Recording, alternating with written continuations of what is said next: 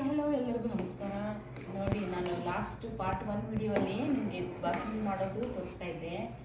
ಅದು ಒಂದೇ ಲೆಂತಲ್ಲಿ ನೀವು ಸರಿಯಾಗಿ ಕುಟ್ಕೊಂಡು, ಇದು ತುಂಬ ಜಾಸ್ತಿ ಪ್ರಮಾಣ ಇರೋದಕ್ಕೆ ಇವಾಗ ಇಷ್ಟು ಹಾಲು ಉಕ್ಕಿ ಇದಾಗಿ ಏನೂ ಆಗ್ದಂಗಿರೆ ನೋಡ್ತಾ ನೋಡ್ತಾ ಹಾಲು ಉಕ್ಕಿ ಉಕ್ಕಿ ಉಕ್ಕಿ ಇವಾಗ ಎಷ್ಟು ಬಂದಿದೆ ಆಯಿತಾ. ಹಾಲು ಈ ಥರ ಬರಬೇಕು ಕನ್ಸಿಸ್ಟೆನ್ಸಿ. ಇನ್ನು 1 ಗಂಟೆ ಮಾಡಿದ್ರೆ ಬಾಸುಂದೆ ರೆಡಿ ಆಗುತ್ತೆ. ನೀವು ಅನ್ಕೋಬೋದು, ಏನಪ್ಪ ಇದು ಇಷ್ಟು ಕಷ್ಟಪಡ್ತಾರೆ, ಅಂಗಡಿಯಲ್ಲಿ ಹೋಗಿ ತೊಗೊಂಡ್ಬಿಟ್ರೆ ಆಗಲ್ವಾ ಅಂತ. ಬಟ್ಟು ಮನೆಯಲ್ಲಿ ಮಾಡೋ ಮಜಾ ಮತ್ತು ಇದನ್ನು ಕಲಿಯೋ ಇದಿದೆಯಲ್ಲ, ಅದು ತುಂಬ ಇಂಪಾರ್ಟೆಂಟು. ಯಾವಾಗಾದರೂ ಯಾರಾದರೂ ಬಂದರೆ 1-2 ಲೀಟ್ರದ್ದು ಮಾಡಿದರೆ ಬರೀ 1 ಗ್ಲಾಸ್ ಬರುತ್ತೆ ನಿಮಗೆ.